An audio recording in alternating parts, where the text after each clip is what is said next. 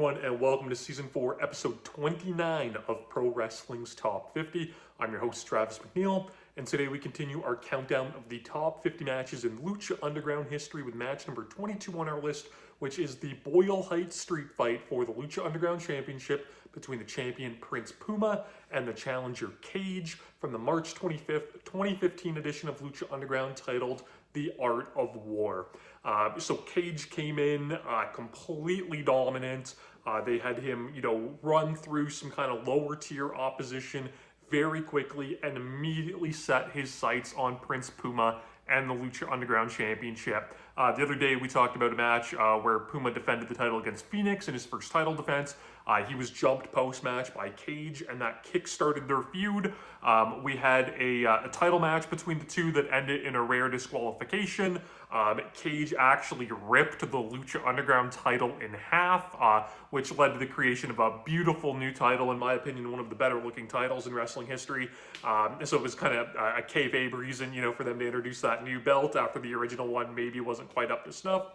But they quickly established Cage as this just unstoppable juggernaut and a real credible threat to Prince Puma's Lucha Underground Championship.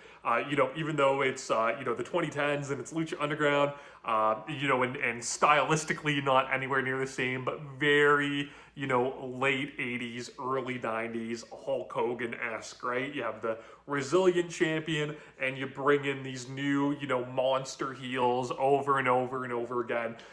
You quickly build them up, have them get the best of the champion and lead the champion, eventually overcoming the odds and defeat them. And that's sort of what we get in this match. So this is a Boyle Heights street fight. Boyle Heights, that's where Prince Puma is from. That's where the Lucha Underground Temple is located. But essentially at its core, this is just an anything goes street fight. Great pace here. These two had really good chemistry with each other. Just really effective use of, the power versus speed kind of dynamic, which I always love in professional wrestling matches. Puma actually attacks at the bell, which I really liked because, he had that, that reason to try to get that revenge on Cage. But every kind of quick thing that he tries, Cage has an answer for and just, obliterates him with big move after big move. There's a lariat where Puma takes, like a flip bump off the ring apron, very Paul London at the 2005 Royal Rumble-esque. Puma tries like a Rana off the ring apron and he's caught and he's powerbombed into the ring post. We get a trash can lid introduced and Puma kind of gets like a Flash Van Daminator with that. Goes to work with it, but then Cage just wipes him out. I don't actually remember seeing Brian Cage hit this move very many times in his career, but he did like a torture rack into like a double leg backbreaker, like very Roderick Strong-esque. It was brutal. Puma bumped so well off of it. Puma, that's not to say he doesn't get his big spots in too. They tease Cage doing like his deadlift superplex to the floor, but Puma fights him off and he hits a shooting star press, but like stepping off the ring post to hit it to the floor. It looked phenomenal. And then he followed that up with a springboard 450 splash through a table on the floor. Just crazy, crazy stuff. Cage, again, having that kind of Terminator character. He makes a comeback. He puts a chair around Puma's head and kind of like horse collars it and throws him into the ring post to kind of start to get his heat back. But then Cage starts to make these critical mistakes. He goes after Conan, right? Prince Puma's mentor and manager at ringside. He gets, some near falls. He gets 2 off the discus lariat. He hits Weapon X. And this is where, he makes his critical mistake. And I kind of feel like it was maybe some unintentional long-term storytelling from Lucha Underground, where instead of going for the victory, right, which, Cage he came in, he wants the Lucha Underground title, he's so blinded with rage that after he hits Weapon X, rather than go for the fall, he just like ground and pounds Puma and just like, smashes him into a jelly to quote Charlie Day. And then proceeds to hit like a double power bomb onto a garbage can. Brutal, brutal stuff. But again, rather than going for the pin, he starts to trash talk with Hernandez, who's at ringside. So we talked a little bit about Hernandez being introduced to Lucha Underground.